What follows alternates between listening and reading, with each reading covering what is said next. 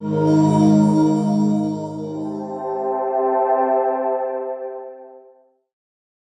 do these tests sort of relate to each other? This is what we call the sort of inside out or outside in, which I guess is the same thing. The cycle of behavior-driven and test-driven development. The outer parts are the parts that you already sort of have seen how you do them. You can write a cucumber step and the appropriate step definitions that would support it. And the idea is that you're writing these before you're writing the actual code. Right? So obviously the step will fail because there's no code to implement it. So now the next task is, OK, let's go write the code to make that step pass. But the way that we're going to write that code is we're sort of recursively going to do this. We're going to look at what are the specific behaviors that code has to have. And for each one of those behaviors, we're going to look at writing either a unit or functional test as appropriate. Initially, that unit or functional test will fail because we have no code. Then we will kind of backfill the code to make just that one pass. And eventually, we're going to get to where all of the behaviors assumed by the cucumber step, by that particular cucumber step, are now implemented in the code, and they have tests to cover them. At that point, you have a collection of RSpec tests and code that collectively implement whatever that step def needed, and that makes the step def now pass. Right? So in the pure version of BDD plus TDD, this is the cycle you follow. You always start with a cucumber step. It probably fails because it's testing something new that you haven't written. And the way that you develop that new code is by doing it test first. But these tests are going to be at the level of unit or functional rather than being integration level. Right? So that's kind of generally where we're going. So what does this inner loop sort of look like? It's actually not too different from the way you think about BDD with Cucumber, but it's in microcosm. So now you're actually going to write some code, and you think about one behavior, one thing the code should do. You capture that thought in a very small test, because each test is only going to test one small behavior, as we'll see. The test fails because you haven't written the code. So now you write the code. And in fact, you write the simplest possible code that lets just that test pass. This is actually a pretty key part of TDD that is easy to overlook. Trying to handle like all of the general cases immediately. Right? The sort of TDD methodology is let's get the simple stuff to work first, and then as we evolve the code later, we can add more complexity because we know that we can fall back on our existing tests to make sure we didn't break anything that used to work. Once you've gotten the test to pass, there's a step where you can see whether there's common code that is shared by many tests. You can factor it out so things are a little bit leaner, and then you continue with the next behavior. So if you sort of Google the term red-green refactor, it refers to this. You start with tests that are failing because you haven't written the code. You write just enough code to make them pass. You do some cleanup on the code that is now working and the tests which are now working, and you repeat. Right? And the idea is that if you do this in small steps, you will always have working code. For our purposes, working code means code that passes all of the tests you have. So think about it as your code is stable. It passes all your tests. You're a happy camper. You add a new test because you need to write some new code, and that test fails. Your goal is how quickly can you get back from red, which is not everything works, to green, where everything works again, and you have like an incremental amount of new code. You take really small steps.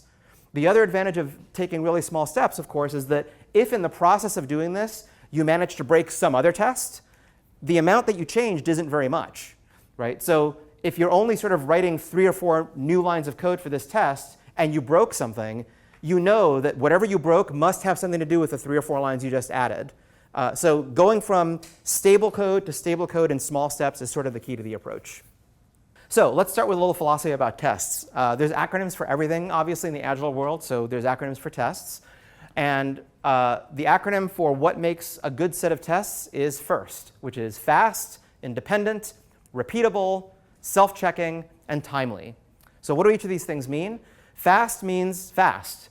It shouldn't take long to run them, or at least to run a subset of them, because if you're really going back and forth between write a test, write a little bit of code to make it pass, write another test, write a little bit of code to make that one pass, running tests happens all the time, so it needs to be pretty fast. Right? In fact, ideally, it's automatic, where like every time you change a file, some tests related to that file get run automatically. You don't even have to do it.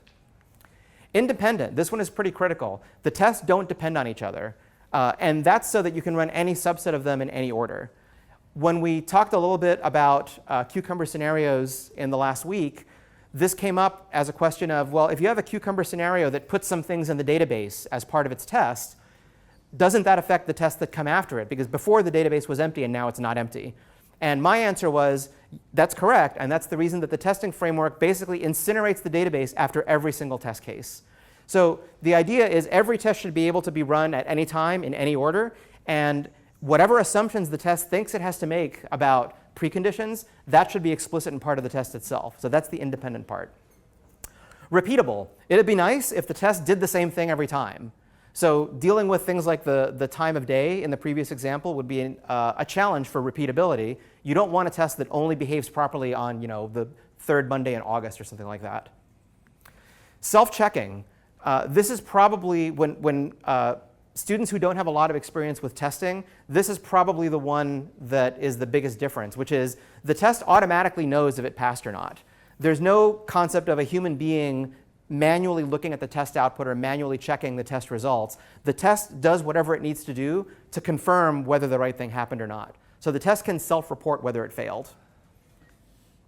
And timely just means that you write the test at about the same time that the code is written. And in fact, we're going to advocate, like I said, with test-driven development, that you write the test first, and then you write the code that passes it. OK, so let's walk through an example that handles the case we've sort of been talking about, which is how do you break the dependency between the piece of code you're trying to test and the other external things that it depends on that either you don't control or are not part of your tests.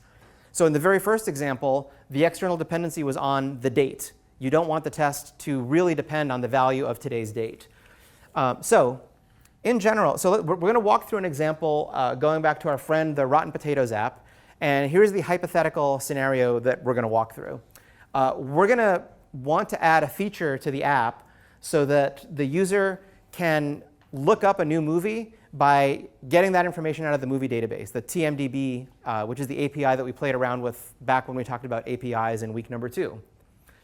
So that means that now there's going to be some part of the Rotten Potatoes code that has an external dependency on this other service, the TMDB service. And how does that complicate the way that we do the testing? So let's make the example concrete. And by the way, if you have the book or have access to the book, there's a very detailed walkthrough of this with code examples and things you can run and stuff like that. I'm going to sort of, as usual, give you the roadmap and try to make sure that the concepts are clear. So let's imagine that you're going to use that red, red, green, green. You're going to start with a cucumber scenario that tests the feature of if I enter some search terms, then Rotten Potatoes will actually use the TMDB movie database to search for that movie.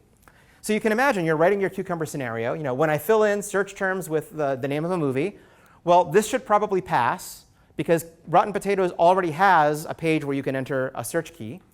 And I press the search TMDB button. So there's some form that's going to have a button on it. And this is the step that's going to fail because we don't yet have any code that actually implements this in the app. So now the red-green refactor cycle says, OK, at this point, I'm going to pause. And to make this step turn green, I'm going to add the code to my Rotten Potatoes app that would make this actually search the movie database. Or for testing purposes, pretend we're searching it. OK, so how are we going to do that? So we're going to add our new route. We're going to have a new controller method that is going to be the controller method that receives that form submission. Right? So when you click the button, you have to have some controller method that is actually going to get control. And the question is, what does it mean to test that controller method? What is that controller method's job from the testing point of view? OK, so that's our framing. So what does the controller method do? The controller method just got handed a form with the title of a movie that the user wants to search for, and they want to search this remote database, TMDB. So presumably, one of the things the controller method is going to have to do is it will call a method somewhere that will do that search. Why would the controller itself not be doing that search, by the way? Why am I assuming right from the starting gate that the controller method is going to call some other method to do that work? In terms of model view controller. Anybody? Back? No? What's the controller's sort of purpose in life in a model view controller situation? What does the controller generally do versus what do models and views generally do? Yeah? Set up some stuff to render a view? Yeah, so the controller doesn't actually do much, right? It receives information from the user, and it eventually sets up things for rendering a view. But the real work The stuff that's done in between usually is in the domain of the model. So by saying that the controller won't actually do the search itself, but instead is going to call some other method, all I'm doing is basically reminding everybody that in a model view controller app, the controller doesn't do very much. So we're going to assume that it's the model's job to do that. And we can say that if we get a match, then we'll find a way to display it and so forth. But let's just focus on this first step. It'll call a method that searches TMDB for that movie. And you can imagine starting out the skeleton of your RSpec test with something like this. Right? We can have like a group of 3 related examples that are all connected to what happens when the user submits this search form. And the first example is going to say it calls a model method, because models do all the real work. It calls a model method that performs the TMDB search.